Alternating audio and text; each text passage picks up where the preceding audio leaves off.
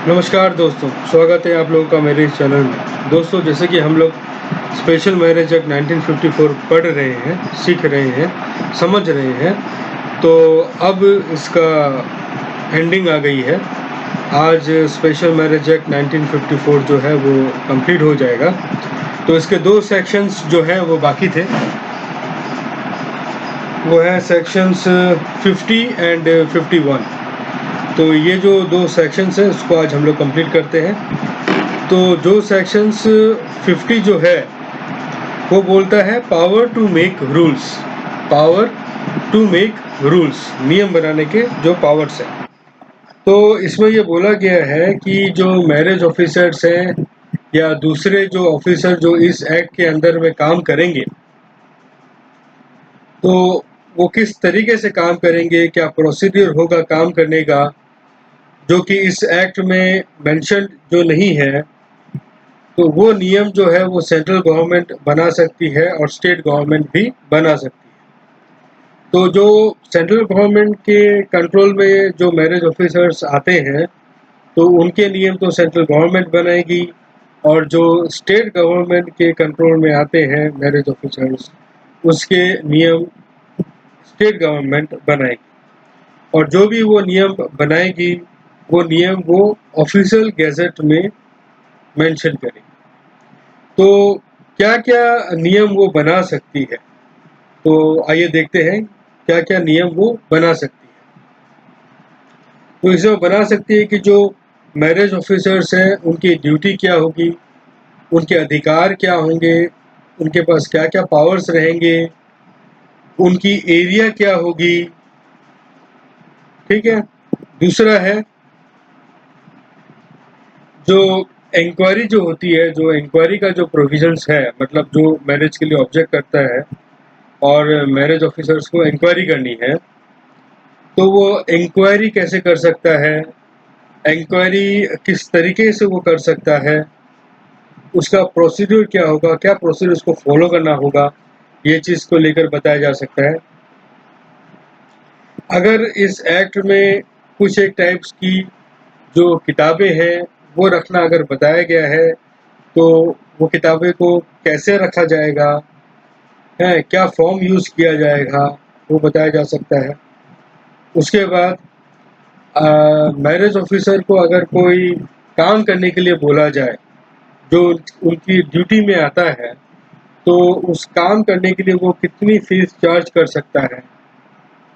ठीक है। जैसे एक एग्जांपल मैं आपको दे देता हूँ कि जैसे कि मैरिज सर्टिफिकेट बुक जो है, अब मान लीजिए किसी को सर्टिफाइड कॉपी चाहिए मैरिज सर्टिफिकेट बुक की, तो उसके लिए वो तो मैरिज ऑफिसर उसको देगा, तो उसके लिए वो क्या फीस चार्ज करेगा, तो ये भी बताया जा सकता है।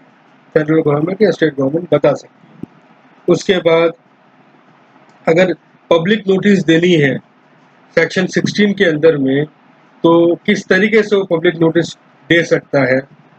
उसके बाद सेक्शन 48 जैसे हम लोग पढ़े कि जो मैरिज सर्टिफिकेट बुक में जो एंट्रीज होती है, तो मैरिज ऑफिसर की रिस्पॉन्सिबिलिटी है कि वो एंट्रीज की का जो रिकॉर्ड है वो periodically registrar of birth, death, marriage को दे। तो सेंट्रल गवर्नमेंट स्टेट गवर्नमेंट ये बता सकती है कि क्या प्रोसीड्यूर फॉलो करना पड़ेगा मैरिज ऑफिसर को, क्या फॉर्म यूज करना होगा, कितने इंटरवल के बाद बाद में देना होगा, ये सब वो बता सकते हैं। और भी कोई भी मैटर जो सेंट्रल गवर्नमेंट स्टेट गवर्नमेंट को लगता है कि इसके लिए नियम बनाना ज़रूरी है, तो वो नियम बना सकती है। ठीक है। अच्छा, उसके बाद आ गया नियम बनाने से तो नहीं होगा, तो सेंट्रल गवर्नमेंट जो नियम बनाती है, तो सेंट्रल गवर्नमेंट को वो रूल को दोनों जो हाउसेस है, राज्यसभा लोकसभा, उसमें उसको प्रेजेंट करना पड़ता है फॉर कंटिन्यूअस 30 डेज, 30 दिनों के लिए। जो भी आने वाला सेशन होता है लोकसभा का, राज्यसभा का, उसमें उस नियम बनाए गया नियम को प्रेजेंट करना पड़ता है। अगर मान लीजिए कि वो सेशन 30 दिनों के कम का है, तो दूसरे जो सेशन होंगे उस सेशन को इंक्लूड करना होगा, मतलब 30 दिन के लिए उसको प्रेजेंट होना पड़ेगा उस पार्टिकुलर रूल को उस हाउस के अंदर, दोनों हाउसेस के अंदर में। ठीक है। अच्छा, अब दोनों हाउसेस अगर डिसाइड करता है, मान लीजिए कि वो रूल दोनों हाउसेस को पसंद में नहीं आया, तो वो रूल लागू नहीं हो सकता। अगर दोनों हाउसेस बोलता है कि ठीक है ये रूल ठीक है लागू कर दो, तो वो रूल लागू हो जाएगा। अगर दोनों हाउसेस बोलता है कि नहीं ये रूल लागू करो, लेकिन ये सब मॉडिफिकेशन के साथ करो, तो जो मॉडिफिकेशन बताया जाएगा उस मॉडिफिकेशन कर लेने के बाद वो रूल को लागू किया जाएगा। ठीक है। और जो स्टेट गवर्नमेंट जो रूल बनाती है, स्टेट गवर्नमेंट को स्टेट लेजिस्लेचर में उसको प्रेजेंट करना पड़ेगा। तो ये है दोस्तों सेक्शन 50, जो state government central government rule जो बना सकती है उसको लेकर के है।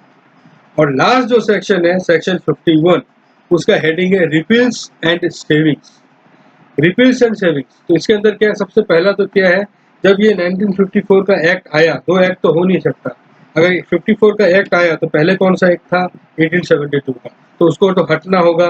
तो सेक्शन 51 ये बात बोलता है कि जो स्पेशल मैरिज एक्ट 1872 था वो अब हट गया है।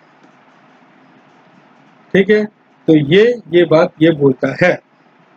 ठीक है, दूसरा जो बात ये बोलता है कि जो शादी, अब ये एक्ट हट गया, अब कोई किसी को अगर डर लगे कि भाई मेरी शादी तो 1872 एक्ट में हुई थी, अब क्या हुआ, अब वो शादी क्या मान्य नहीं होगी क्या, तो ये बोला है सेक्शन 51 के अंदर में, जो शादी हो गई जो शादी हो करके रजिस्टर्ड हो गई 1872 वाले एक्ट में, ये माना जाएगा ये शादी इस एक्ट के अंदर में, मतलब 1954 वाले एक्ट में रजिस्टर्ड हुई है। दूसरा, कोई भी एक्ट, कोई भी केसेस अगर चल रहा है पुराने एक्ट में, ठीक है ना, वो केसेस करंट एक्ट में चल रहा है बोल करके मान लिया जाएगा, और वो सब केसेस करंट एक्ट के हिसाब से फिर चलने लगेंगे। और लास्ट में ये बोल रहा है कि जो ये एक्ट रिपील हुआ है, इसके जो सबऑर्डिनेट जो एक्ट्स है, जो करस्पॉन्डिंग एक्ट्स है, वो सब जो रिपील हुए हैं, वो जनरल क्लाउजेस एक्ट 1897 10 ऑफ 1897 के सेक्शन 6 के हिसाब से भी है। सेक्शन 6 ये बोलता है कि अगर कोई मेन एक्ट अगर रिपील हो जाता है तो उससे साथ उसके से जुड़े हुए जो दूसरे भी एक्ट्स हैं वो भी रिपील किए जा सकते हैं, हो सकते हैं।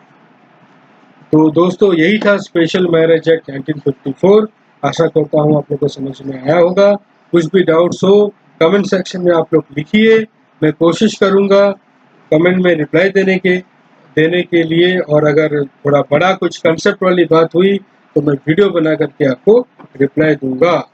और इसमें मैं और एक बात आपको बोल दूं कि एक मैं फाइनल वीडियो बनाऊंगा जो कि इस पूरे एक्ट को लेकर के होगा, है।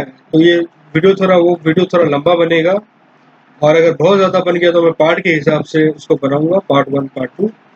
वीडियो के नीचे जो डिस्क्रिप्शन वाली जगह होगी उसमें मैं थ्योरी, जो एक थ्योरी है ये चीज़ को लेकर के, वो थ्योरी की एक कॉपी भी मैं दूंगा, आप लोग चाहे उस कॉपी को परचेज कर सकोगे।